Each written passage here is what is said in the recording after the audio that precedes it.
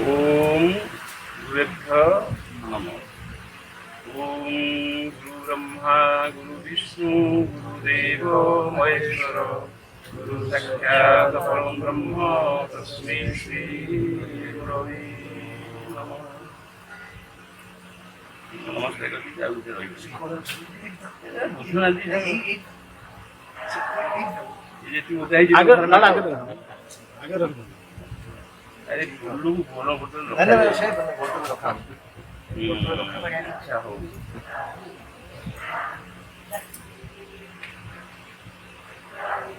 गोटे पिला छोट पिला 5 वर्ष कहती ना कौन से खड़ी छुईला खड़ी छुई से मतलब अवा शिखी दि जाए कि अटा शिखे जाए मुझे जना नहीं मतलब अवा हाँ ब्रह्मा विष्णु महेश्वर लिभि दी लगे से 3 थर तापर अवा एमती अवा जो दिन है से दिन हूँ खड़ी छुआ कहते अज्ञान अंधकार तापर एमती पढ़ी पढ़ी प्रतिपदा द्वितीय तृतीय है पंचदशी अमावस्या पर जन्म अंधकार अमावस्या जन्म से अंधकार तापर प्रतिपदा आरंभ है टिके आलु एमती पूर्णिमा दिन गोटे बड़ गोल आलु हाई एजुकेशन पाइगले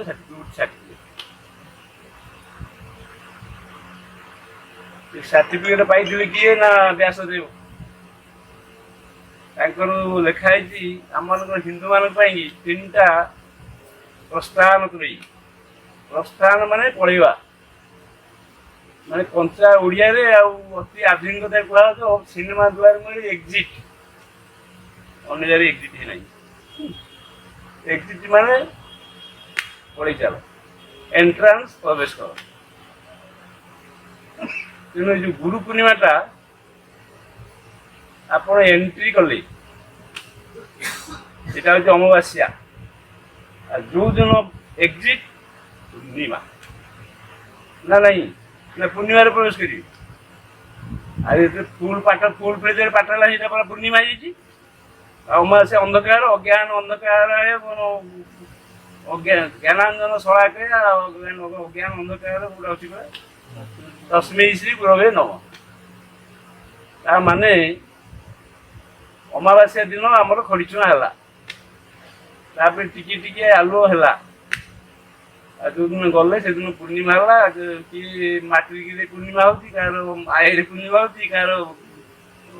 एमएससी पूर्णिमा हो एमएससी गला पूर्णिमा होगा गला कम सब आज हूँ आम मान पूर्णिमा माने आज हूँ हाईएस्ट एजुकेशन शेष कौन हाँ क्रिया जुगे आप धरतु हरे कृष्ण हरे राम करेंगे कि आउ गोटे कौन करेंगे सी कौन आध्यात्मिकता आम गोटे हूँ नैतिकता नैतिकता हूँ आम शास्त्र हूँ स्मृति शास्त्र 36 स्मृति अच्छी कि 18टा मेन ता भर मनुस्मृति हूँ आम इन बर्तमान जो चलुची समाजटा मनुस्मृति आम सीना बुझीपारे कि देखिए आम रीति कांति प्रथा जहाँ चलुचे देखिए गुड़ाए जिन बाहर से मनुस्मृति तापर से आसला आम धर्म से जो एथिकल कोड एंड कंडक्ट मान स्मृति शास्त्र कि नैतिकता ता सहित जो आप भगवान को रखिदे प्रेयर हो कि उपासना हो कि पूजा पद्धति आरंभ करदे दैट इज रिलीजियन धर्म धर्मेण हीना पशु भी समान जदि आप नैतिकता आउ कौन से कहली धर्म या दीटा ये कौन होटा कौन सीटे आ कौन ये दीटा पर बसीगले उपवेशन आप करगले से आध्यात्मिकता मान आत्मा ये दीटा यदि न रही आप नैतिकता ना टी धर्मीय भावपूर्ण ना ତାହେଲେ ଆପଣ ଆଧ୍ୟାତ୍ମିକତା ଦିଗରେ ମାନେ ୟୁ ହାଭ୍ ନୋ କ'ଣ ନୋ ପ୍ଲେସ୍। ଏ ଦୁଇଟା ହେଲେ ଯାଇକି ଆପଣଙ୍କର ଆଧ୍ୟାତ୍ମିକତା। ଆଧ୍ୟାତ୍ମିକ ମାନେ କ'ଣ ନା ଆତ୍ମା, ଆତ୍ମା ସମ୍ବନ୍ଧୀୟ ଜିନିଷ, ଅର୍ଥାତ୍ ଆତ୍ମାକୁ ପାଇବା ପାଇଁ କି ଆପଣଙ୍କର ଧ୍ୟାନ ଆରମ୍ଭ ହେଲା ନୈତିକତା ଏବଂ ଧର୍ମକୁ ନେଇକି। ଆପଣମାନେ ଭାବୁଛନ୍ତି କ'ଣ ଧର୍ମଟା ସବୁଠୁ ବଡ଼, କିନ୍ତୁ ଏଇଟା ମାନିବାକୁ ପଡ଼େ ଯୋଡ଼େ ଧର୍ମ ଅଛି। ଗୋଟେ ହେଲା ସନାତନ ଧର୍ମ, ଗୋଟେ ହେଲା ହିନ୍ଦୁ ଧର୍ମ। ଆପଣ ଭାବିବେନି ଯେ ହିନ୍ଦୁ ଧର୍ମଟା ସନାତନ ଧର୍ମ, କେବେ ନୁହେଁ। ସନାତନ ଧର୍ମରେ ବ୍ରହ୍ମ ହେଉଛନ୍ତି ଏକମାତ୍ର ବ୍ରହ୍ମ, ବଡ଼ ଭଗବାନ। କିନ୍ତୁ ହିନ୍ଦୁ ଧର୍ମରେ 50 ଧର୍ମ କହନ୍ତି କେତେ କୋଟି, 33 କୋଟି ଦେବତା। 33 କୋଟି ଦେବତା ମାନେ କ'ଣ ଜାଣିଛନ୍ତି? 33 କୋଟି ନା 33 ଉଚ୍ଚ କୋଟିର, ଆମର ଯୋଉ କୁହାଯାଇଛି ଉଚ୍ଚ କୋଟିର ଲେଖା, 33 ଟାଇପ୍ସ ଅଫ ଗଡ୍। ହଁ ସେଇଆ ମୋର ଯୋଉ କ୍ରିୟା ଯୋଉ କାୟସନ ସେ 33ଟା କ'ଣ ଲେଖିଦେଇଛି। ଯେମିତି କୁହାଯାଉଛି 11 ରୁଦ୍ର, ଆଉ ଏମିତି କରିକି ସେ 33 କରିକି 33 ଟାଇପ୍ସ ଅଫ ଗଡ୍ସ। ଗଡ୍ ନୁହଁ ଗଡ୍ସ, 33 କୋଟି ଦେବତା। ମାନେ ଏଇ ଯୋଉ ଆମର ଜନଗଣନା ହଉଛି ସେ ଜନଗଣନା ନାହିଁ, ଏମିତି ହେଇକି 33 କୋଟି ଦେବତା ଅଛନ୍ତି। ତେଣୁ ଆମମାନଙ୍କର ମୋ କହିବା କଥା କ'ଣ, ଯେତେବେଳେ ଆମ ପ୍ରବେଶ କଲେ ସେଇଟା ହେଉଛି ଅମାବାସ୍ୟା। ଅମାବାସ୍ୟା ତିଥି ହେଉଛି ଆମମାନଙ୍କର ଖଡ଼ିଛୁଆଁ ପାଠ, ଛୋଟ ପିଲା। ତାପରେ ସେ ଅ ଆ ଇତ୍ୟାଦି ପଢ଼ି ପଢ଼ି ପଢ଼ି ପଢ଼ି ଯେତେବେଳେ ଠିକ୍ ହେଇଗଲା, ଆଉ ତାପରେ ସେଟା ଏକ୍ଜିଟ୍, ଏଇଟା ହେଉଛି ଏଇଟା ଏଣ୍ଟ୍ରାନ୍ସ, ଏଇଟା ହେଲା ଏକ୍ଜିଟ୍। ତେଣୁ ପୂର୍ଣ୍ଣିମା ମାନେ ଫୁଲ୍ ମୁନ୍ ଡେ। ଆସ୍ତେ ଆସ୍ତେ ଆଲୁଅ ଟିକେ ବଢ଼ି ବଢ଼ି ବଢ଼ି ବଢ଼ି ବଢ଼ି ପୂର୍ଣ୍ଣିମା ହେଲା। ଯେତେବେଳେ ବୟସ ଆମର 65 କି 60 ଯାଉଛି, ପୁଣି ଚତୁର୍ଦ୍ଦଶୀ ତ୍ରୟୋଦଶୀ କି ଅମାବାସ୍ୟା ହେଇଗଲା, ଅମାବାସ୍ୟା କାମ ଚାଲିଛି। ପୁଣି ଅମାବାସ୍ୟାରେ ପହଞ୍ଚିବା। ଯୁଆଡ଼େ ଅମାବାସ୍ୟା ଆମର ଜୀବନରେ ଗୋଟେ ପୂର୍ଣ୍ଣିମା ଅଛି ନା, ଯୁଆଡ଼େ ପୂର୍ଣ୍ଣିମା ଅଛି ମଝିରେ ରହିଛି ପୂର୍ଣ୍ଣିମାଟା ନାଇଁ ମୁଁ ଏକ୍ଜିଟ୍ଟା ହେଉଛି ପୂର୍ଣ୍ଣିମା, ଏକ୍ଜିଟ୍ଟା ହେଉଛି ପୂର୍ଣ୍ଣିମା। ତାପରେ ପୂର୍ଣ୍ଣିମା ରାସ୍ତାରେ ଯାଇକି ସେଠୁ ଏଇ ହେଉଛି ଆମମାନଙ୍କର ଜୀବନ। ବ୍ୟାସଦେବ ତାଙ୍କର କେମିତି ପୂର୍ଣ୍ଣିମା ହେଲା, ଯୋଉ ଆମେ କହୁଛେ ପ୍ରସ୍ଥାନ ତ୍ରୟୀମିନୀ ଯୋଉ କହୁଥିଲି, ଶ୍ରୁତି ପ୍ରସ୍ଥାନ, ସ୍ମୃତି ପ୍ରସ୍ଥାନ, ତର୍କ ପ୍ରସ୍ଥାନ, 3 ପ୍ରସ୍ଥାନ। ଏଇ 3ଟି ଯାକୁ ପଢ଼ିକି ଯୋଉ ପ୍ରକାର ଆଦେଶ ବା ନିର୍ଦ୍ଦେଶ ଦେଇଛନ୍ତି, ସେଇ ଆଦେଶ ବା ନିର୍ଦ୍ଦେଶକୁ ଯଦି ଆମେମାନେ ନିଜ ମଧ୍ୟରେ ପ୍ରାକ୍ଟିକାଲି ପ୍ରୟୋଗ କରିବା ଗୁରୁମାନଙ୍କ ମାଧ୍ୟମରେ, ଗୁରୁ ବିନା ଆଉ ତାହେଲେ ଆମେମାନେ ଦିନେ ଏଇ ପୂର୍ଣ୍ଣିମାକୁ ପହଞ୍ଚିପାରିବା। ବ୍ୟାସର ୟାର ସିମ୍ବଲାଇଜ ହେଇଥିବାରୁ ଏଇଟାକୁ ବ୍ୟାସ ପୂର୍ଣ୍ଣିମା କୁହାଯାଏ। କାହିଁକି ନା ଆମମାନଙ୍କର ଯୋଉ କୁହାହେଇଛି ପ୍ରସ୍ଥାନ ତ୍ରୟୀ, ଶ୍ରୁତି ପ୍ରସ୍ଥାନ, ସ୍ମୃତି ପ୍ରସ୍ଥାନ, ତର୍କ ପ୍ରସ୍ଥାନ, ଏଇ 3ଟି ପ୍ରସ୍ଥାନ ସେ ନିଜେ ଲେଖିଛନ୍ତି। ଆଉ ଏଇ 3ଟା ଶାସ୍ତ୍ରକୁ ଛାଡ଼ିଦେଲେ ଆମର ପାଖରେ ଆଉ କିଛି ଶାସ୍ତ୍ର ନାହିଁ। ଯଦି ଆମେ ଅଷ୍ଟାଦଶ ପୁରାଣ କହିବା, ସେ ବି ସେ ଲେଖିଛନ୍ତି ତାକୁ।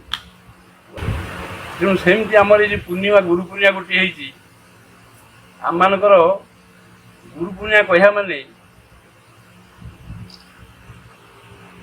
ବ୍ୟାସଦେବ ଯାହା ତାଙ୍କର ସବୁ ପ୍ରସ୍ଥାନ ତଳୀରେ, ଅଷ୍ଟାଦଶ ପୁରାଣରେ ଆଉ ତାଙ୍କର ସ୍ମୃତି ଶାସ୍ତ୍ରରେ ଲେଖି ଦେଇଛନ୍ତି, ଯୋଉଟା କୁହନ୍ତି ଆମେ ଅଲ୍ଟିମେଟ୍ ଏଣ୍ଡ।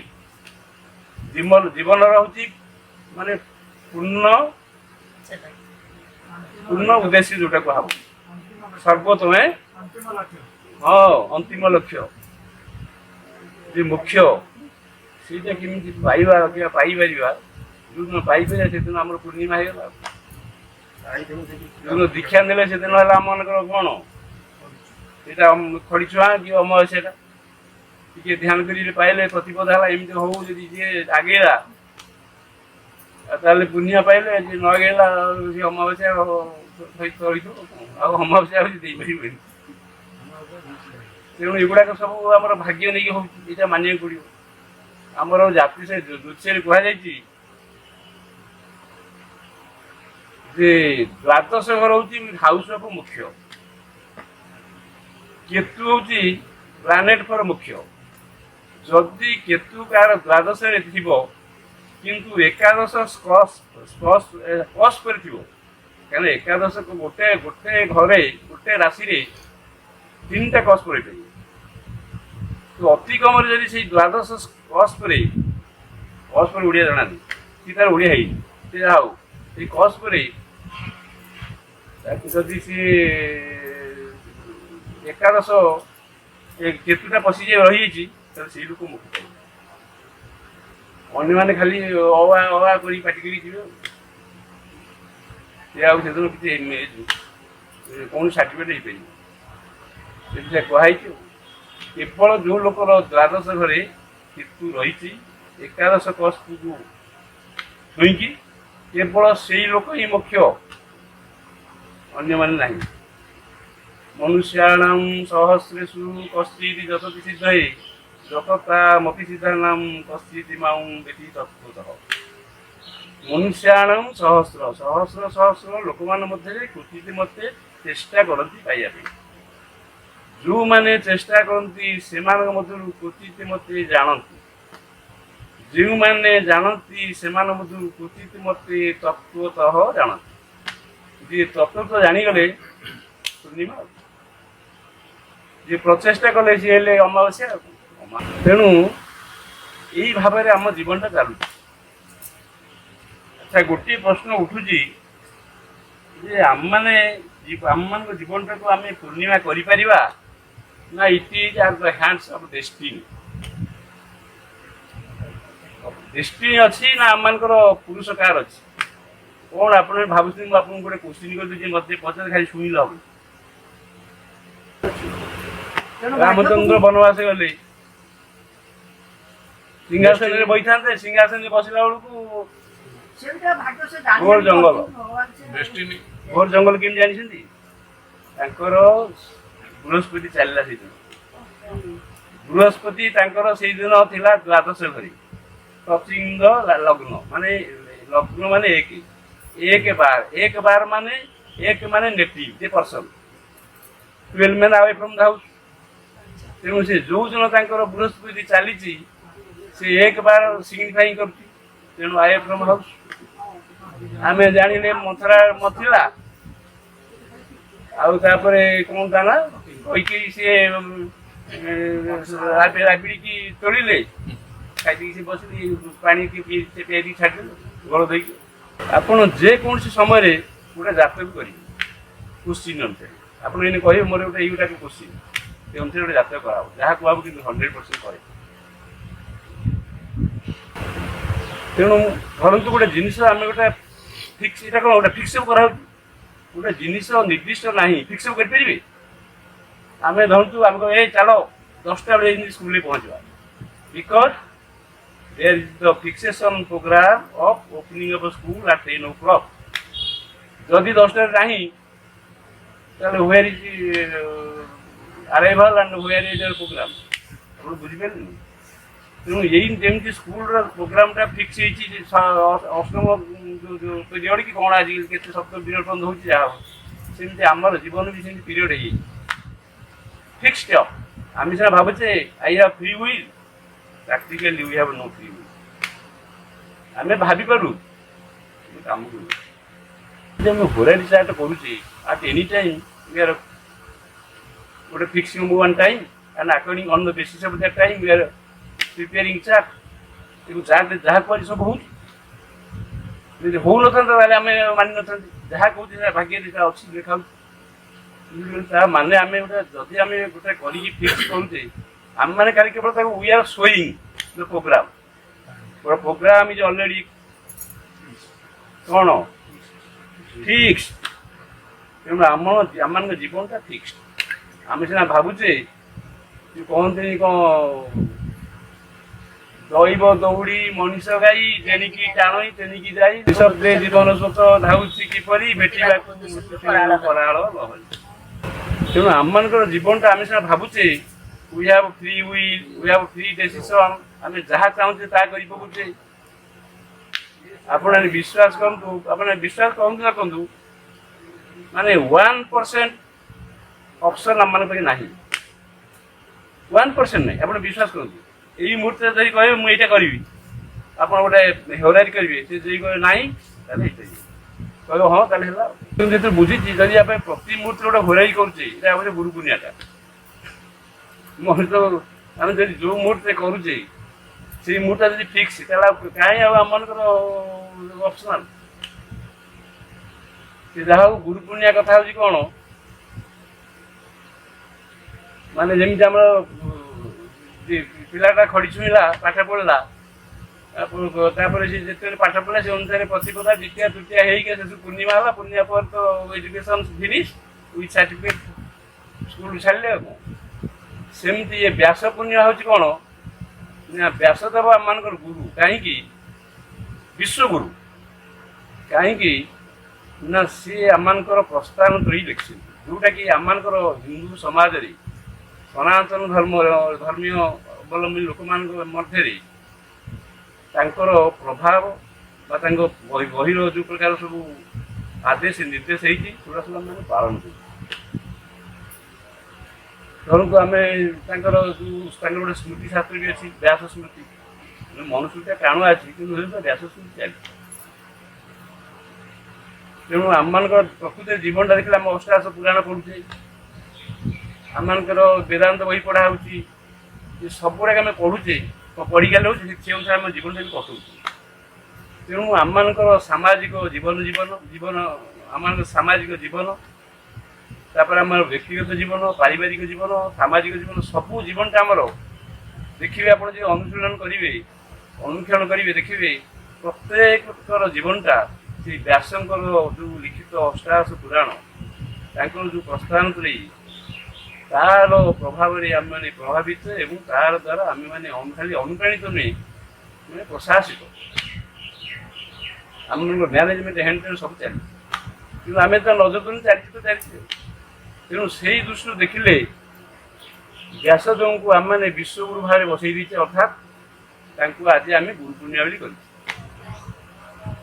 କାରଣ ଯେମିତି ଜଣେ ଗୁରୁ ଆମକୁ ବିଭିନ୍ନ ପ୍ରକାର ଆଦେଶ ଉପଦେଶ ଦେଉଛନ୍ତି ନିର୍ଦ୍ଦେଶ ଦେଉଛନ୍ତି ସେ ଅନୁସାରେ ଆମେ ଚାଲିଛେ ଏବଂ ଶେଷ ମୁହୂର୍ତ୍ତରେ ଅଫିସରେ ଯଦି ଆମେ ସେଟା ଠିକ୍ ପାଳନ କରୁଛେ ତାହେଲେ ଆମେ ଭଗବାନଙ୍କୁ ପାଇପାରୁଛେ we are reaching the ultimate end of life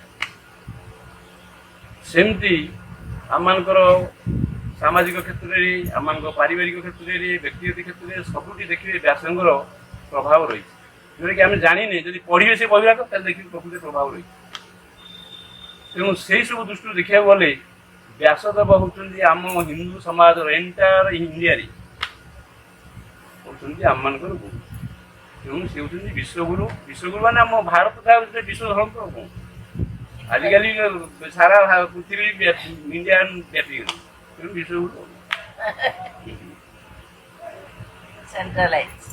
ତେଣୁ ଆଜିର ପୂର୍ଣ୍ଣିମା ହେଲା ଗୁରୁ ପୂର୍ଣ୍ଣିମା କାହିଁକିନା ସେ ବ୍ୟାସଦେବଙ୍କର ଜନ୍ମଦିନ ଆଜି ସେଇ ଜନ୍ମତିଥିରେ ଆମେ ତାଙ୍କୁ ଆଜି ମାନେ କ'ଣ ନିଜ ମଧ୍ୟରେ ତାଙ୍କର ଯେ ଆମ ପ୍ରତି ତାଙ୍କର ଯେଉଁ ଅନୁଶାସନ ଯେଉଁ ଆଦେଶ ନିର୍ଦ୍ଦେଶ ଆମେ ପାଳନ କରୁଛେ ତାହାକୁ ଆଜି ଆମେ ପ୍ରତିଫଳନ କରିବା ପାଇଁ ଗୋଟେ ପ୍ରତିଜ୍ଞା ବା ଗୋଟେ ପ୍ରତିଜ୍ଞା ନେବାର ଗୋଟେ ଦିନ ଅଛି ଯେ ହଁ ଆମେ ଏଇ ପ୍ରକାର ଆଜି କରିବୁ ଗୁରୁଙ୍କ ମାଧ୍ୟମରେ ତେଣୁ ଆମେ ଖାଲି ଗୁରୁ ପୂର୍ଣ୍ଣିମା କହୁଛେ ଯେ ବ୍ୟାସଦେବଙ୍କୁ ପୂଜା କରୁଛେ ତାହା ନୁହଁ ଗୁରୁ ପ୍ରତ୍ୟେକ ଗୁରୁ ବ୍ୟାସଦେବଙ୍କର ଗୋଟେ ଜଣେ ପ୍ରତିନିଧି ସେ ଯାହା ତାଙ୍କର ଶାସ୍ତ୍ରମାନଙ୍କରେ କହିଛନ୍ତି ସେ ସବୁ ପ୍ରାକ୍ଟିକାଲି ଗୁରୁଙ୍କ ଭିତରେ ପ୍ରତିଫଳିତ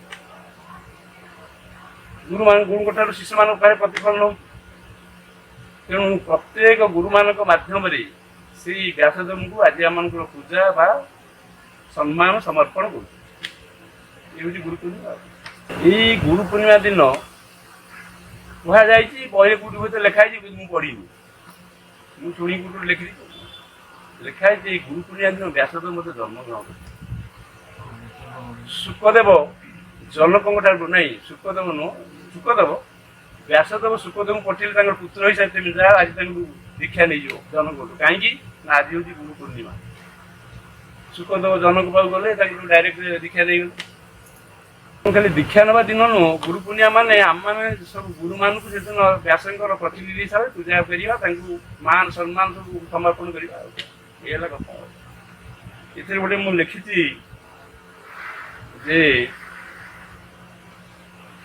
ଭବାରଣ୍ୟ ପ୍ରବିଶସ୍ୟ ଧୀମ ଭ୍ରାନ୍ତ ଚେତସ ଯେନ ସମ୍ବର୍ତ୍ତିତ ପନ୍ଥା ତସ୍ମୈ ଶ୍ରୀ ଗୁରୁବେ ନମଃ। ଅର୍ଥାତ୍ ଏ ସାରା ବ୍ରହ୍ମାଣ୍ଡ ଆମର ଏଇ ସାରା ପୃଥିବୀ ଏ ଗୋଟିଏ ଜଙ୍ଗଲ। ଜଙ୍ଗଲ ଭିତରେ ପଶିଗଲେ ଯେମିତି ଆଉ ରାସ୍ତା ନାହିଁ, ନା ରାସ୍ତା ଅଛି ଯେମିତି ନାହିଁ, ସେମିତି ଆମର ଇଏ ରାମଚନ୍ଦ୍ରକୁ ବାଟ ଦେଖେଇଲା ସେ ଶବର। ସେମିତି ଏଇ ଯୋଉ ସଂସାର ଜଙ୍ଗଲ, ଏଇ ସଂସାର ଜଙ୍ଗଲରେ ବାଟ ଦେଖିବ କିଏ ଆମକୁ? କାରଣ ଏ ତ ପୁରା ସମ୍ପୂର୍ଣ୍ଣ ଜଙ୍ଗଲ ଆଉ ଅଜ୍ଞାନ ଅନ୍ଧକାର। ଖାଲି ଜଙ୍ଗଲ ନୁହଁ, ଅଜ୍ଞାନ ଅନ୍ଧକାର। ଆମେ କ'ଣ ସବୁ ଏଇନେ ବର୍ତ୍ତମାନ ଧରନ୍ତୁ ଆମେ ଭଗବାନ ପାଖକୁ ଯିବା, କ'ଣ କିଛି ଜ୍ଞାନ ଅଛି ଆମର? Only Guru will guide and he will show the path. Then accordingly, if you proceed, then you will reach the destination. ତେଣୁ ଏମକୁ ଇଏ ସବୁ ଜିନିଷ ଅନ୍ଧକାର, ଏଇ ଅଜ୍ଞାନ ଅନ୍ଧକାରରୁ ଆମକୁ ଯିଏ ନେଇକି ଜ୍ଞାନ ଲୋପରେ ପହଞ୍ଚେଇ ଦେଇପାରିବ, ସେ କୁହାଯାଉଛି ସେଇ ହେଉଛନ୍ତି ଆମମାନଙ୍କର ଗୁରୁ। ଆଉ ଗୋଟେ ଶ୍ଲୋକ ଅଛି, ଜପ ତପୋ ବ୍ରତଂ ତୀର୍ଥଂ ଯଜ୍ଞବିତ୍ତ ତଥୈବ ଗୁରୁତତ୍ତ୍ୱ ଅଭିଜ୍ଞାୟ ସର୍ବଂ ବ୍ୟର୍ଥଂ ଭବେତ୍। ଶିବ ପାର୍ବତୀ କହୁଛନ୍ତି, ହେ ପାର୍ବତୀ, ତୁମେ ଜପ ତୀର୍ଥ ତପ ଦାନ ଯାହା କିଛି କରୁଛ କର, କିନ୍ତୁ ଯଦି ତୁମେ ଗୁରୁତତ୍ତ୍ୱ ଜାଣିନ, ଗୁରୁ କ'ଣ, ତାଙ୍କ ପ୍ରତି ତୁମର କର୍ତ୍ତବ୍ୟ କ'ଣ, ସିଏ ତୁମକୁ କ'ଣ ଦେବେ, ତାକୁ ନେଇ କ'ଣ ତୁମେ ପ୍ରତିଫଳନ ନିଜ ଭିତରେ କରିପାରିବ ତୁମେ ଜାଣିନ, ତାହେଲେ ସର୍ବଂ ବ୍ୟର୍ଥଂ ଭବେତ୍ କ୍ରିୟେ। ଏ ସବୁ ଯୋଉ ଯଜ୍ଞ ତପ ଦାନ ଏ ଯାହା କରୁଛେ ସବୁ ବ୍ୟର୍ଥ। ତେଣୁ ୟାକୁ ତୁମେ କରୁଛ କର, କିନ୍ତୁ ଗୁରୁଙ୍କ ଠେଇ ନଜରଟି ଦିଅ, ସିଏ କ'ଣ କହୁଛି ସେଇଟା ହେଲା ମେନ୍। ଏ ଜପ ତୀର୍ଥ ତପ ଦାନ କିଛି କାମ ଲାଗିବନି। ଗୁରୁତେ ବ୍ରତ ପାଳନ ବ୍ରତ ପାଳନ ମାନେ ଗୁରୁତେ ବ୍ରତ ପାଳନ କ'ଣ ଅଛି? ଗୁରୁତେ ଗଙ୍ଗା ସାଗର ଗଣୁ ବ୍ରତ ପରିପାଳନ ମତବା ଦାନୁ ଜ୍ଞାନ ବିହୀନ ସର୍ବମତେ ନ ମୁକ୍ତି ଭବତି ଜନ୍ମ ସତ୍ୟ। ତେମେ ଗଙ୍ଗା ସାଗରକୁ ଯା, ସେ ଏଇଟା କର ଦେଶା କର, ଏଇସବୁ ଯେତେ ଯାହା କର, ଯଦି ଗୁରୁଙ୍କର ଜିନିଷଟି ନ କରୁଛ କିଛି ନାହିଁ। ଗୋଟିଏ ହେଲା ଗୁକାର ଅନ୍ଧକାର ହୋଇ ରୁକାର ତେଜ ଉଚ୍ୟତେ ଅଜ୍ଞାନ ଗାସକୁଣ ବ୍ରହ୍ମ ଗୁରୁରେବ ନ ସଂଶୟ। ଗୁକାର ଅନ୍ଧକାର ହୋଇ ରୁକାର ମାନେ ଗୁ ହଉଛି ଅନ୍ଧକାର, ରୁ ହଉଛି ରୂପୟତି, ମାନେ ସେ ଅନ୍ଧକାର ନିଜକୁ ଆଲୋକକୁ ନେଇପାରିବ। ଏଇ ଯୋଉ ଶକ୍ତି ଯାହା ପାଖରେ ଅଛି ସିଏ ହଉଛନ୍ତି ଗୁରୁ। ତା ମାନେ ଆମେମାନେ ଅଜ୍ଞାନ ଅନ୍ଧକାରରେ ବୁଡ଼ିକି ରହିଛେ। ଯେମିତି ଅନ୍ଧକାର ହେଇଛେ, ରାତି ହେଇଛି ଅନ୍ଧକାର, ସୂର୍ଯ୍ୟ ଉଦୟ ହେଲେ ଆମେ ସବୁ ଜାଣିଗଲେ। ସେମିତି ସୂର୍ଯ୍ୟ ଉଦୟ କିଏ ଗୁରୁଙ୍କର ନିର୍ଦ୍ଦେଶ ଆଦେଶ, ସେ ଆଦେଶ ନିର୍ଦ୍ଦେଶ ଯେତେ ପର୍ଯ୍ୟନ୍ତ ନ ହେଇଛି ଗୁରୁଙ୍କର, ସେତେ ଦିନ ପର୍ଯ୍ୟନ୍ତ ଆମେ ଅନ୍ଧକାର ଭିତରେ ରହିଛେ। କୋଉ ଅନ୍ଧକାର? ନା ଆତ୍ମରାଜ୍ୟ ଯଦି ଆମେ ଯିବାକୁ ଚାହୁଁଥିବା। ଆଉ ଏମିତି ତ ଆମେ କଡ଼ାରେ ଆସନ ରହିଛେ କି ସେ ସ୍ୱର୍ଗଦ୍ୱାରରେ ରହିଛେ, ସେ ଅନ୍ଧକାର କିଛି ନାହିଁ। ସୂର୍ଯ୍ୟ ଆମକୁ ସେ ଆଲୋକ ଦଉଛି, ସେଠି ଗୁରୁ କିଛି କରିବାର ନାହିଁ। କିନ୍ତୁ ଆମେ ଯଦି ଆତ୍ମରାଜ୍ୟରେ ରହିକି ବୁଲିବା, ଅନ୍ଧକାର। ସ୍ୱର୍ଗଦ୍ୱାର ବୁଲିକି ଚସିବ, ଗୁରୁର ଆବଶ୍ୟକ କିଛି ନାହିଁ।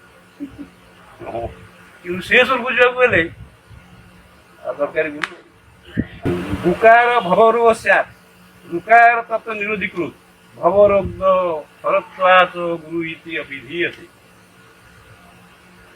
ଗୁକାର ଭବରୋଗ ସ୍ୟାତ୍, ରୁକାର ତତ୍ ହରତ୍ୱାତ୍, ମାନେ ଭବରୋଗ ମାନେ କ'ଣ?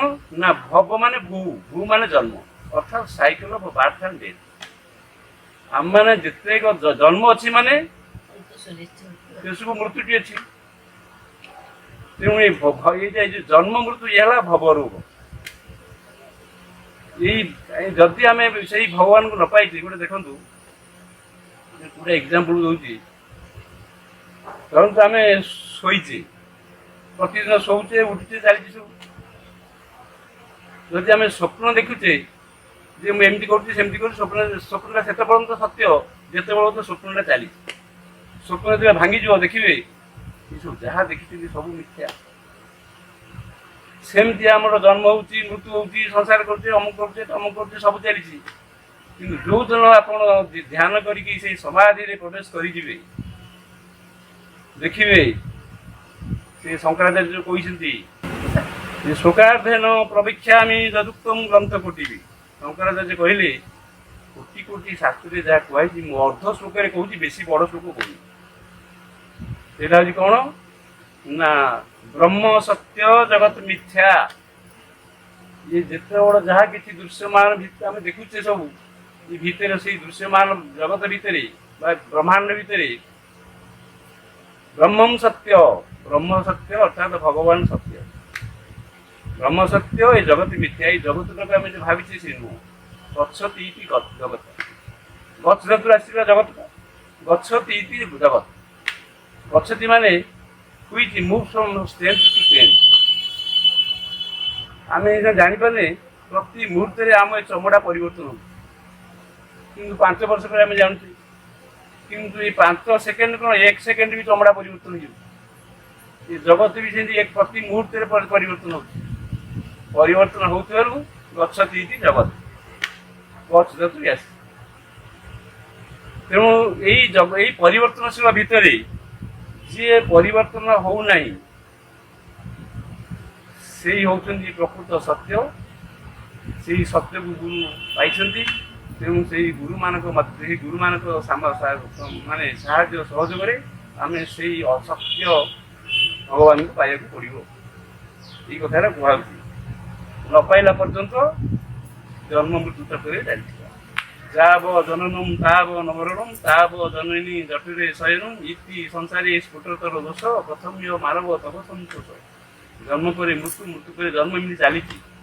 ହେ ମନୁଷ୍ୟଗଣ, ତୁମେ ଏଇ ଯେଉଁ ସଂସାର ସୁଖ କିଛି ଦେଇ କରୁଛ, ପୁଣି ମରୁଛ, ପୁଣି ଜନ୍ମ ହେଉଛ, ପୁଣି ସଂସାର କରୁଛ, ଏଥିରେ କେହି ସୁଖ ତମକୁ କ'ଣ ବେଶୀ କିଛି ଆରାମ ଦେଉଛି? ପ୍ରଥମେ ମାନବ ତବ ସନ୍ତୋଷ, ତମର ସନ୍ତୋଷଟା କୋଉଠି? Where is your satisfaction?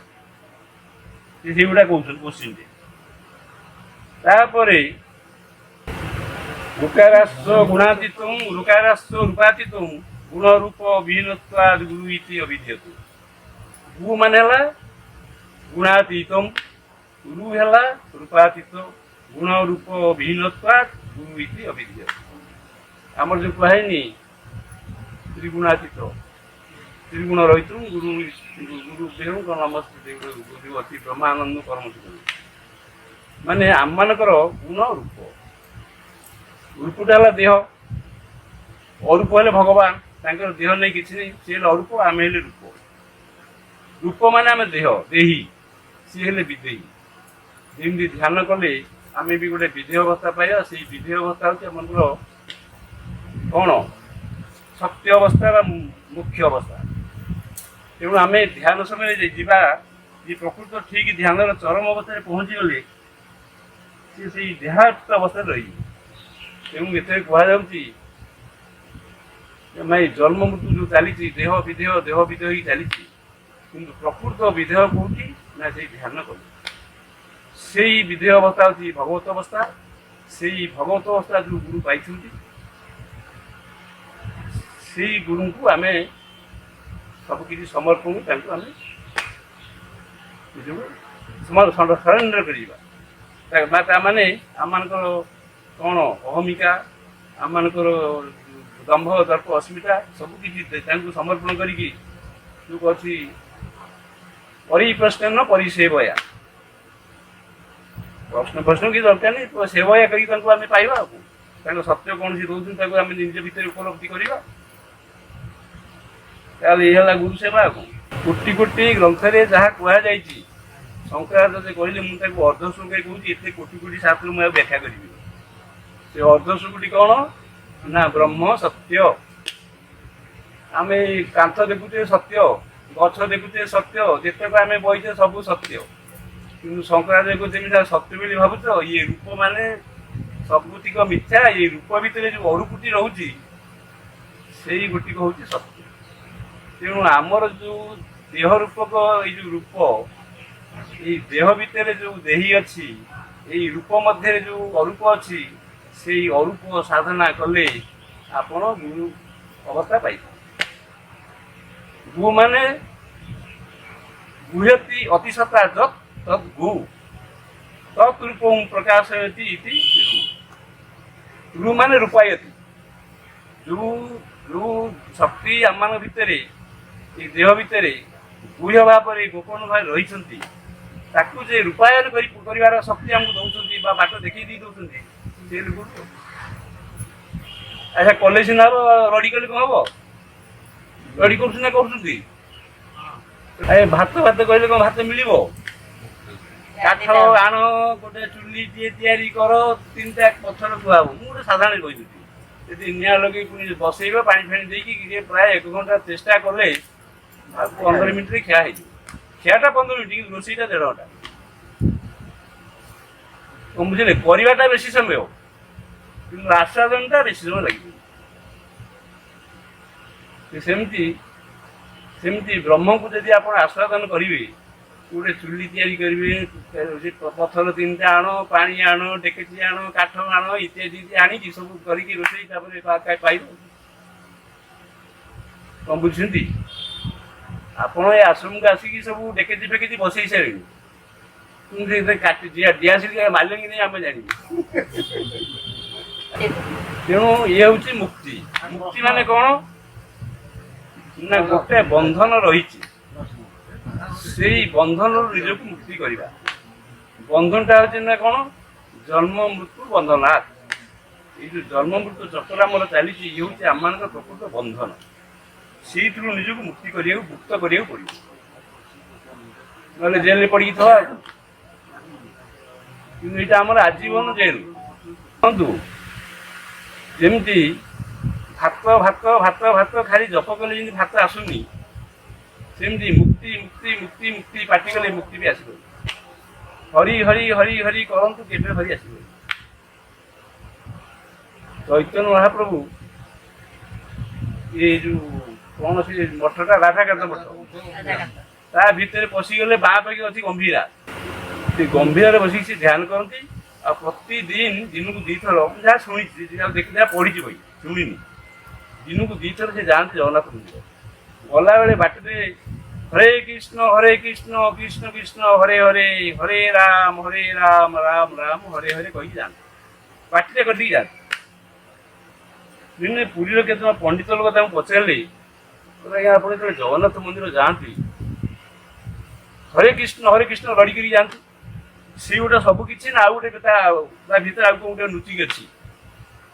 দেখলে এই হরিনাম নয় রে ভাই, আর হরিনাম আছে, এই হরিনাম যেতে পারে না সেই হরিনাম কাছে।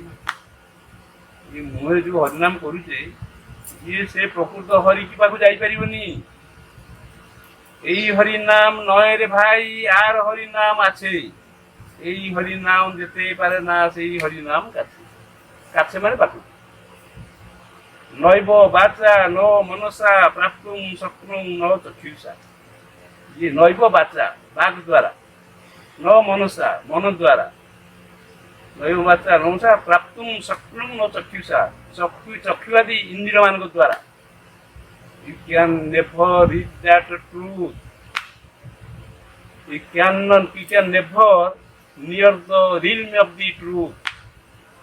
ସେଇ ସତ୍ୟର ପରିସରକୁ ଆପଣ ଯିବା କଥା ନୁହେଁ, ତାକୁ ପାଖକୁ ବି ଯାଇପାରିବେ।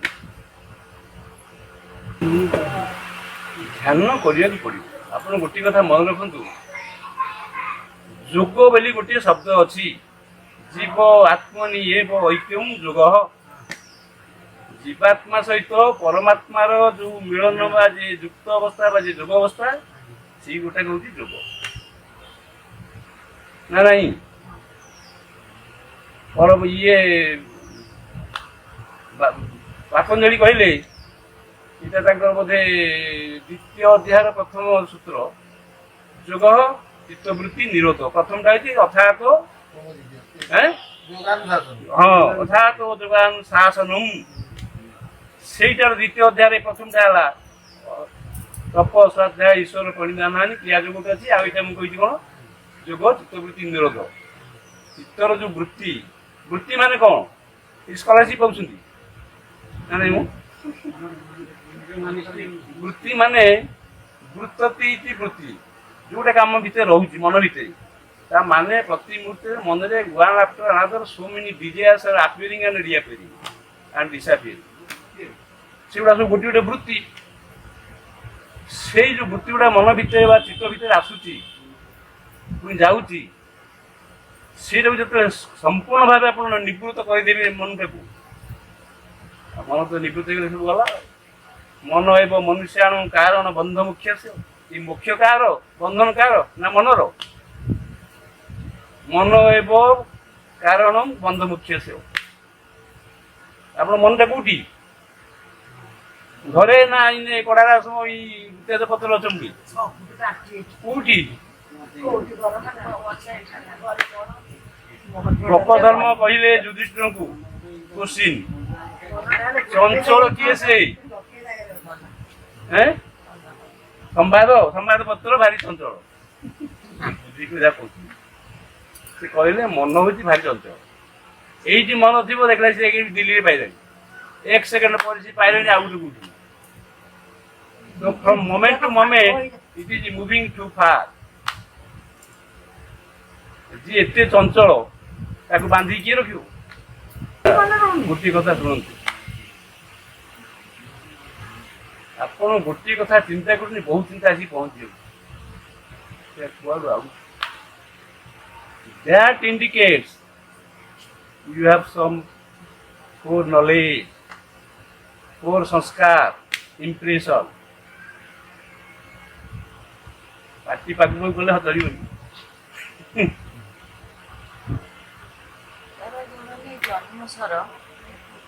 आम पूर्व जन्म अच्छी से जो संस्कार आमको ठेलुची यहाँ मन रख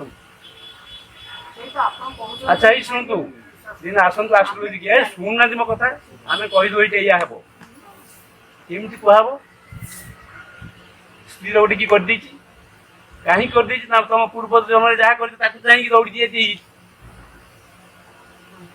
जहाँ आप तृतीय श्रेणी में कर तृतीय श्रेणी आम कौन lower primary school higher primary है पंचम माइनरटा मझी मझिया हूँ सप्तम अच्छी ना नहीं जहाँ आप तृतीय श्रेणी कर चतुर्थ श्रेणी आरंभ कर रड़ी कले कौन हम आप मन रखु आप पंचम अच्छा माने आप चतुर्थ तृतीय पास कर ना कर अरे जिते जहाँ कहतु आप जानवे कौन आप मन आपणकर चेतना कहीद विषय I am conscious of this how is it possible से चेतना आप जनईद चेतईद आप चेतईद अरे यू हैव सम फोर संस्कार पूर्व संस्कार अच्छी फोर इम्प्रेशन कहती कौन प्रायर इम्प्रेशन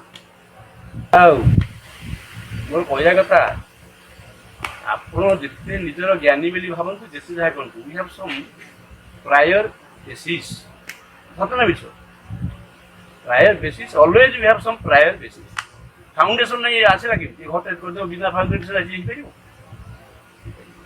जदि करदे बुझीपारा करा पड़ो से किसी प्रायर आक्टिविटी रही कि आप चिंता करूँ प्रत्येक जिन जहाँ करुचे आम मान प्रत्येक गोटे कौन कहते इम्प्रेशन संस्कार अच्छी से संस्कार आमको ठेलुची देखु मुझे षष्ठ श्रेणी में पढ़ी मुझे सत कथा कहूँ आम से स्कूल छुट्टी गला से क्लास ये है कौन आनुआल रिजल्ट बाहर पड़ा मुझे क्लास फास्ट बोली हे भगवान मुझे खुशी जाऊँगी मुझे प्रथम देली गोटे भगवत घर अच्छी मुझे भगवत घरटा पास करके आसली देखिए जड़े से भगवत घर सामने गोटे अच्छी कौन कहते तुलसी चौड़ा गोटे मंडप थाए से मंडप पर जड़े साधु बाबा एमती बैठे आ मंडप गोटे बड़ मंडपटे प्राय 50-40-60 कौन हम बड़ मंडपटे से लोक भर्ती बैठे मुझे मोर साधु सुंदर देखिए मोर भारी इच्छा मुझे गली बस स्टैंड बुहाई जाए बस स्टैंड थोदेली मुझे पढ़ाई मुझे पढ़ाई मागला अरे अरे खाइबुनि माँ सब जाए मुझे पढ़ाए कि माँ बस दीथर जाए अधा अरे खाइबुनि आज खाई मत भोक नहीं भोक नहीं पढ़ाई आसिक साधु बाजू बैठे फ्रंट से गली भितर छोटिया पिलाटे तो गली पशिक जगह मिल ये बसिली आप देखो मुझे जहाँ कहूँ सत कहूँ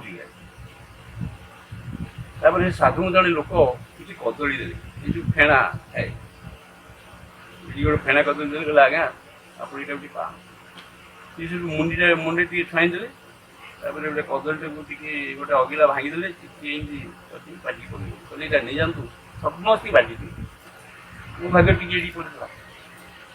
ତାପରେ ଯେତେବେଳେ କଦଳୀ ଖିଆ ସାରିଲା ତାପରେ ସିଏ କେତେ କଥା ତୁ କହିଲେ ମାନେ କ'ଣ ଶାସ୍ତ୍ର କଥା ବେଶୀ କରି ମୋର ମନ ଅଛି ବେଦାନ୍ତ ତତ୍ତ୍ୱ କିଛି କହିଛି ଆତ୍ମା କଥା ମୁଁ ସବୁ ଶୁଣିଲି। ସିଏ ତାପରେ ହାତ ଦେଖି ମୋତେ କୁଆଡ଼ିକି ଦେଖି କହିଲେ ଯେତେବେଳେ ଦେଖିବେ ମୁଁ ଗୋଟେ କଥା କହୁଛି ଆପଣମାନେ ଏଇଟା କ'ଣ ଭାବିବେ ମୁଁ କହିପାରୁନି ଏଇ ଯେ ପିଲାଟା ବଇଛି ମୋ ହାତରେ ଦେଖିଲି କହିଲେ ଦିନେ ଏଇ ପିଲାଟି ଦିନେ ଗୋଟେ ଦିଗ୍ଦର୍ଶକ ହବ ଦିଗ୍ଦର୍ଶକ କହିଲେ ସେ ଯାହା ହଉ ଆଧ୍ୟାତ୍ମିକ ମାର୍ଗରେ ସେ ଗୋଟେ ଦିଗ୍ଦର୍ଶକ ଥିଲେ। ତା ସାଙ୍ଗେ ସେ ଗୋଟେ କହିଲେ ଦେଖିବେ ସିଏ ଗୋଟେ ଆଷ୍ଟ୍ରୋଲୋଜିରେ ମଧ୍ୟ ତାଙ୍କର ଗୋଟେ କିଛି ଅବଦାନ ରହିବ ଏ ଦୁଇଟା କଥା ସେ କହିଲେ ମୁଁ ସେ ଦୁଇଟା ଶୁଣିଲି ମୁଁ ସେତେବେଳେ ଏଇସବୁ କଥା କି ଜାଣିନି ତାପରେ ମୁଁ ଶୁଣିଲି କ'ଣ ଗୋଟେ ଦୁଇଟା ଦିଗ ମୁଁ ପାଇବି ଆଉ ମୁଁ ବୁଝିଲି କଷ୍ଟ ଦିନ ବୁଝି ଯେତିକି ତାପରେ ସେଠୁ ସେ ଉଠିଲେ କିଛି ସମୟ ପରେ କହିଲେ ମୋ ପିଲେ ସେମାନେ ସବୁ ବସ ମୁଁ ଯାଉଛି ଫୋନଟା ଧରିଦିଅ ସେପଟେ ଯାଉଛି କହିଦେକି ସେ ସେଠୁ ଉଠିଲେ ତାପରେ ସେଠୁ କିଛି କିଛି ଲୋକ ତାଙ୍କ ପଛେ ପଛେ ଚାଲିଲେ ସେଠୁ ମୁଁ କହିଲି ମୁଁ ବି ଜାଣେ ମା ମଧ୍ୟ ସିଆଡ଼େ ହାତ ମାରୁଛି ଛାଡ଼ୁଛି ପଳେଇବା ଖାଇବୁ ମୁଁ ଆଉ ଶୁଣିଲି ମୁଁ ତାଙ୍କ ପଛେ ପଛେ ଚାଲିଲି ଆଉ ଚାଲିବା ପରେ ଗାଁ ମୁଣ୍ଡରେ କେତେ ଗୋଟେ ମିନିଟ୍ ଚାଲେ ଗାଁଟା ସରିଯିବ କାରଣ ସେଇଟା ଗାଁ ଶେଷ ମୁଣ୍ଡଟା ଗାଁ ଶେଷ ମୁଣ୍ଡ ନୁହଁ ତାର ଗୋଟେ ସାଇର ଶେଷ ମୁଣ୍ଡ। ତାପରେ ସେଠୁ ଆମେ ଗଲୁ ଗୋଟେ କଇଁ ଗାଡ଼ିଆରେ ଗୋଟେ ପୋଖରୀଟେ ଛୋଟିଆଟି ଅଛି ତାକୁ ଗାଡ଼ିଆ ତ କହନ୍ତି ପୋଖରୀ କ'ଣ ସେଇଟା ପାରି ହେଇଗଲୁ ତାପରେ ଗୋଟେ ଅଛି ଗୋଟେ କ'ଣ ଖଡ଼କଡ଼ି ଗୋଟେ ପାଣିଟା ବର୍ଷ ଯାକ ସେ ଯାଏ ସେଇଟା ପାରି ହେଇଗଲୁ ତାପରେ ଭୋଇଚୁଆ ସେଠି 3 ଫୁଟ ତଳେ ଆମେ ଯେତେବେଳେ ଯାଇକି ସେଠି ସେ ଭୋଇଚୁଆ ଯାଇ ପହଞ୍ଚିଗଲୁ ସେ କହିଲେ ପିଲେ ସେ ପିଲେ ବୋଲି କହିଛନ୍ତି ହିନ୍ଦୀରେ ବଚେ ତୁମେ ସବୁ ଫେରିଯାଅ ତୁମେ ଆଉ ଆସନି ମୁଁ ମୋର ଏକୁଟିଆ ଯାଉଛି କହିକି ସେଠୁ ସେଠୁ ଚାଲିଲେ ସେ ଚାଲିଲା ପରେ ଆମେ କିଛି କିଛି ପଛକୁ ଆଇଛୁ ମାତ୍ର 1 ମିନିଟ୍ ଆଇଛୁ ଜଣେ ପଛକୁ ଉଣ୍ଡି ଦେଲେ ସେଇଠୁ ସେଟା ଛଣିକିରି ଗୋଟେ ରାସ୍ତା ଜଙ୍କିବାକୁ ପଡ଼ିଛି ସେଠି କେବଳ ଗୋଟେ ଛୋଟ ଏତିକି ମୋଟିଆ ସେତେବେଳେ ନିମ ଗଛ ଏମିତି ଥିବ ଏଡ଼ିଟେ ହେଇଯିବ ବଡ଼ଟେ ହେଇଯିବ ସେ ନିମ ଗଛ ଗୋଟେ ଛୋଟିଆ ନହେଲେ କିଛି ନାହିଁ ଖାଲି ଜମିଟା ତ ଖରା ଦିନଟା ପୁରା ମୋର ପରୀକ୍ଷା ସରିଲା ମାନେ ଖରା ଦିନଟା ସେଟା ମାରୁଛି କି ପିଲା ମୁଁ ଜାଣିଛି ସେ ସେଠୁ ସେଇଠି ଗଲେ ଆମେ ସମସ୍ତେ ଦେଖିଲୁ ତାପରେ ଯେତେବେଳେ ଆମେ 1 ମିନିଟ୍ 1.5 ମିନିଟ୍ ଚାଲିଛୁ ଜଣେ ଉଣ୍ଡିଲେ ସେ ବାବାଙ୍କ ନାହାନ୍ତି ହଉ ସମସ୍ତେ ଉଣ୍ଡିଲୁ ବାବା ଗଲି କୁଆଡ଼େ ଆମେ ପୋଖରୀ ପଡ଼ିଗଲି କି ଯେଉଁ କହିଲେ ଏଇ ଯେଉଁ କ'ଣ ଭୋଇଚୁଆଟା ସେଟା କହନ୍ତି ଭୋଇଚୁଆ ସେଠୁ ସମସ୍ତେ ଉଣ୍ଡିଲେ ସେଟା ପରିଷ୍କାର ନିଟ୍ ଆଣ୍ଡ କ୍ଲିନ୍ ବାଲି ପର୍ଯ୍ୟନ୍ତ ସବୁ ଦେଖାଯାଉଛି ମୁଁ ସେଇଟା ସବୁଦିନ ଗାଧେ ସମସ୍ତେ ଉଣ୍ଡିଲୁ ସେଠି ନାହାନ୍ତି ସେ ବାବା ଗଲି କୁଆଡ଼େ ସେଠୁ ଆମେ ସମସ୍ତେ କନକ୍ଲୁଜନ୍ କରିଦେଲୁ ଯେ ସେ ବାବା ଡିସାର୍ଜ ତାପରେ ସେଠୁ ଆମେ ନିତ୍ୟକର୍ମ ସବୁ ନିତ୍ୟକର୍ମ ଝାଡ଼ା ଝପଟ ଯାହା କରିଦେଇକି ସବୁ ଫେରିଲୁ ସନ୍ଧ୍ୟାବେଳେ ସବୁ ଲୋକ ମୋତେ କହିଲେ କ'ଣ ଏଇ ବାବା ତୋତେ ଏତେ କଥା କହିଲି କ'ଣ ହବୁ କିଏ ଜାଣି କ'ଣ ତୁ ଦିଗ ଦେଖେଇବୁ କି ତମକୁ ସେ କହିଲେ ମୁଁ କିଛି ଜାଣିନାହାନ୍ତି ମୁଁ କିଛି କହୁନି ତୁ ଦିଗ କିନ୍ତୁ ସେ ଯେଉଁ ଲୋକ ଗଲେ ସେ ସବୁ ଚାଲିଗଲେ କାରଣ ମୁଁ ଯେଉଁ ଛୋଟ ଆଉ ବୟସ୍କ ଲୋକ ଥିଲି ତାପରେ ସେଠୁ ମୁଁ ଦେଖିବା ମୁଁ କହିଲି ହଉ କ'ଣ ଆମେ ଦିଗ ଦର୍ଶନ କରୁଛୁ ଦେଖିବା ତାପରେ ଦେଖା ଯାଇଛି ତୁମ ବାଜି କି ସତ କଥା ଟିକେ ଦିଗ ଦେଖୁଛି ଅନ୍ଧାରିଆ ଦିଗ କି ଆଲୁ ଦିଗ ମୁଁ ଜାଣିନି କିନ୍ତୁ ଦିଗ ଦେଖୁଛି ମୁଁ ସେ ଭାବେ ସେ ବାବା କେମିତି ଏଇଟା ଜାଣିଲି ତା ମାନେ ସେ ଛୋଟଟିଆ ବାବା ନୁହଁ ତାପରେ ଦେଖନ୍ତୁ ସେ ନିମ ଗଛ ଆଗରୁ ଯିବା ପୂର୍ବରୁ ସେ କୁଆଡ଼େ ଡିସାର୍ଜ କରେ ମୁଁ ବି ସେଇଟା ଉପରେ ଜୋର ଦେଲି ଗାଁରେ ବି ସେଇଟା ବେଶୀ ସନ୍ଧ୍ୟାବେଳେ ଚର୍ଚ୍ଚା ହେଲା ଆରେ ସେ ବାବା ଗଲେ କୁଆଡ଼େ ଅନ୍ତର୍ଧ୍ୟାନ ହେଇଗଲେ ମୁଁ ସେଇଦିନଠୁ ଜାଣିଲି ଯେ ସାଧୁମାନଙ୍କର ଗୋଟେ ଅନ୍ତର୍ଧ୍ୟାନ ହେବାର ଗୋଟେ ଶକ୍ତି ଅଛି ଏଗୁଡ଼ା କେମିତି ପାଇବା ଏମିତି ହେଇକି ତାର କିଛି ଦିନ ପରେ ମୁଁ ବି ତା ପୂର୍ବରୁ ନେଇଥିଲି ଆମର ଜଣେ ଗୁରୁ ଥିଲେ ଏଇ ବଳଙ୍ଗାର ଭବାନନ୍ଦ ଦାସ ତାଙ୍କ ଏଇ ଜାଗା ମୁଁ ସେ ଜାଗାକୁ ଦିଥର ଯାଇ ଦେଖି ଆଇଲେ ସେ ମୋତେ ଗୋଟେ କାରଣ ନେଇକି ତାଙ୍କୁ କହିଲେ ଆଜ୍ଞା ଆଚ୍ଛା ଏଇଗୁଡ଼ାକ ଆପଣ ଦେଇଛି ମନ୍ତ୍ର କଲେ କ'ଣ ଭଗବାନ ପାଇବ ନା ସିଏ ମୋତେ ପ୍ରଥମେ କହିଲେ ଯେ ପୁରୀରେ ଗୋଟେ ସ୍ୱର୍ଗଦ୍ୱାର ଗୋଟେ ଅଛି ସେଥିରେ କଡ଼ା ରାସ ତେମେ ଯଦି ସେ କଡ଼ା ରାସକୁ ଯିବ ସେଠି ଜଣେ ବାବା ଉଚ୍ଚା ହେଇକି ଗୋରା ହେଇକି ଅଛନ୍ତି ତାଙ୍କ ନାଁ ହେଉଛି ସ୍ୱାମୀ ହରିହରାନନ୍ଦ କି ଯଦି ତାଙ୍କ ପାଖକୁ ଯିବ ତାହେଲେ ତେଣୁ ଭଗବାନ ପାଇବ ମୋ ପାଖରେ ମନ୍ତ୍ର କରିବ କିନ୍ତୁ ମିଳିବ କ'ଣ ଆପଣ ମନ୍ତ୍ରରେ ମନ୍ତ୍ର କରିବ ଆଉ କ'ଣ ସେ ମୋତେ ଖାଲି ଏତିକି କହିଥିଲେ ତୁମେ ଭାତ ଭାତ କହିବ ତ ଭାତ ମିଳିଯିବ ମନ୍ତ୍ର ମନ୍ତ୍ରୀ କହିଲେ କଣ ମିଳିବ କୃଷ୍ଣଙ୍କୁ ବହୁତ ଆସୁଛି କିଛି ମିଳିବନି ତାଙ୍କ ପାଖକୁ ଯଦି ଯିବ ସିଏ ଗୋଟେ ବାଟ ବତେଇଦେବେ ତେମେ ପାଇପାରିବ ସେଇଟା କହିଲେ ଷଷ୍ଠ ଶ୍ରେଣୀ ପଢ଼ୁଥିଲି ତାପରେ ସେସବୁ ତ ମୁଁ ନବମ ଶ୍ରେଣୀ ପଢ଼ୁଥିଲି ମୁଁ ଏଠି ଆସିକି ନେଲି ଦେଖିବା ଆଉ ଏଇ ଯୋଉ ପାଣିନି ସେ ଅଷ୍ଟାଧ୍ୟାୟୀ ବୋଲି ଗୋଟେ ଗ୍ରାମାର ବହି ଲେଖିଛନ୍ତି ଆଜି ପର୍ଯ୍ୟନ୍ତ ସଂସ୍କୃତରେ ସେଇଭଳିଆ ଗ୍ରାମାର ବହି କେହି ଲେଖି ନାହାନ୍ତି ସବୁ ଲେଖା ହେଇପାରିଥାଏ କିନ୍ତୁ ତାଙ୍କ ବହିକି ଅନୁକରଣ କରି ସେଇ ମାତ୍ର ଲେଖିଥିଲେ ଅଷ୍ଟାଧ୍ୟାୟୀ ତା ନା ତାଙ୍କ ଘର ହଉଛି କୋଉଠି ତକ୍ଷଶିଳାରେ ଗାଁରେ ସେ ଯେତେବେଳେ ସେ ଗୁରୁକୁଳକୁ ଗଲେ ପାଠ ପଢିବା ପାଇଁ ତାଙ୍କର ପାଠ ହେଲାନି ତାଙ୍କୁ ଗୁରୁଦିନେ କହିଲେ ଏଇ ପାଠଶାଳ ପଢି ହଉନି କାହିଁକି ଏଠି ବହିଛୁ ପଢା ତ ବିଦ୍ୟାଳୟକୁ ଚଳିଦେଲେ ଗୁରୁକୁଳକୁ ଚଳିଦେଲେ ତଡ଼ା ଖାଇକି ସେ ଆଇଲେ କ'ଣ କରିବେ ସେଠୁ ଆସିକି ଦେଖିଲେ ମାଇପି ଲୋକ ଗୁଡ଼ାକ ଗୋଟେ କୂଅରୁ ପାଣି ସବୁ କାଢୁଛନ୍ତି ଆଉ ରାସ୍ତାଟେ ତା ପାଖରେ ଗଛ ଗୁଡ଼ାକ ସେ ଗଛ ମୂଳରେ ବସିକି ବଡ଼ ଦୁଃଖରେ ବସିକି ଥାନ୍ତି ଯେ କ'ଣ କରିବି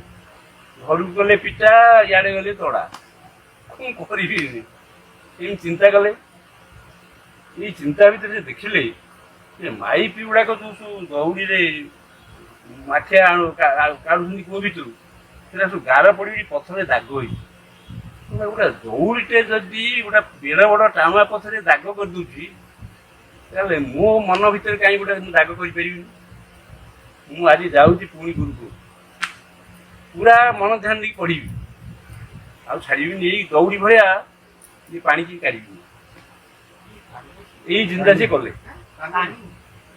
ଦଉଡ଼ିରେ ପାଣି କଢ଼ା ହଉନି ଗାଁରେ ସେତେବେଳେ ଢକ ଢକ ଢକ ଢକ ଅଛି କି ଆଜିକାଲି ଇଏ ଆମର ଯୋଉ ଯନ୍ତ୍ର ଅଛି ନାହିଁ ସେଠୁ ସିଏ ଚିନ୍ତା କଲେ ସେଠୁ ତାପରେ କ'ଣ କଲେ ନାଇଁ ନାଇଁ ଯୋଉ ଇଣ୍ଟରଭ୍ୟୁ ଦିଆହଉଛି ସେଗୁଡ଼ା ତାକୁ ଜାଣିବି ସେଠୁ ସେ ମନେ ପକେଇଲେ ଏଇ ଜିନିଷ ତାପରେ ସେ କରିକି ସେଭଳିଆ ଚିନ୍ତା କରିକି ତାର ଉତ୍ତର ପାଇଛି ଭଗବାନ ସାହାଯ୍ୟ ସବୁ ରେଡି ହେଇକି ତାପରେ ଯାଇକି ସେଠି ଗୁରୁଙ୍କ ପାଖରେ ପହଞ୍ଚିଲେ ତାଙ୍କୁ ମୁଣ୍ଡିଆ ମାରି କହିଲେ ଆଜ୍ଞା ମୁଁ ଆଇଛି ମୋର ଗୋଟିଏ ପ୍ରାର୍ଥନା କରିକି ଆଉ କିଛି ନାହିଁ ଏଇଟା ଶେଷ କଥା ନା କ'ଣ ମୋତେ ଆଉ ଥରୁଟେ ଆପଣ ଇଣ୍ଟରଭ୍ୟୁ କରନ୍ତୁ ଆଉ ଯଦି ମୁଁ ପାସ୍ କଲି ମୋତେ ନେବେ ନହେଲେ ନେବେନି କିନ୍ତୁ ତୁ ତ ସବୁବେଳେ ହେଇଯାଇଛୁ ତତେ କ'ଣ ଆଉ ପରୀକ୍ଷା କରୁ ଆଉ ଥରୁ କହିକି ତାଙ୍କୁ ବାରମ୍ବାର ଖାଲି ମୁଣ୍ଡିଆ ମାରି ହଉ ପରୀକ୍ଷା କରାହେଲା ସେ ସବୁଟା କହିଲେ କହିଲେ କିରେ ତୁ ତ ଏଇଟା ଜାଣିପାରୁଛୁ ତୁ ଜାଣିଲୁ କେମିତି କହିଲେ ମୁଁ ତ ଏଠି ଲାଗିଲି ଯେତେ ଦିନରେ ମୁଁ ଯାଇଛି ଖାଲି ଏଇଠି ଲାଗିଥିଲି ଯାହା ଲାଗିଲି ତ ହେଇଯାଇଛି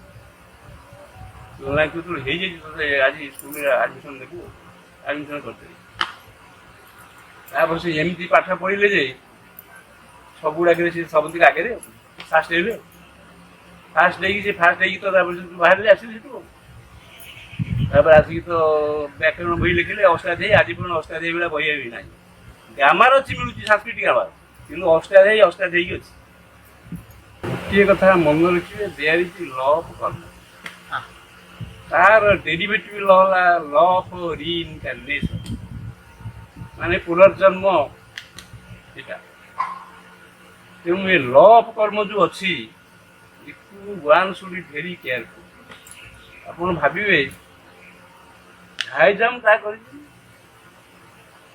ତୁମେ କଥି ଯେଣେ ଇଚ୍ଛା ତେଣେ ଯା ଭାଗ୍ୟ ଘେନି ବୁଲୁଥା ଭାଗ୍ୟ ଛାଡୁନି ସେ ପଛରେ ବୁଡି ତେଣୁ ଲ ଅଫ୍ କର୍ମ ଟିକେ ଫଲୋ କରିବାକୁ ପଡିବ ଯଦି ଲ ଅଫ୍ କର୍ମକୁ ଫଲୋ ନ କରି ଯାଏ ଯେଣେ ଇଚ୍ଛା ତେଣେ କଲେ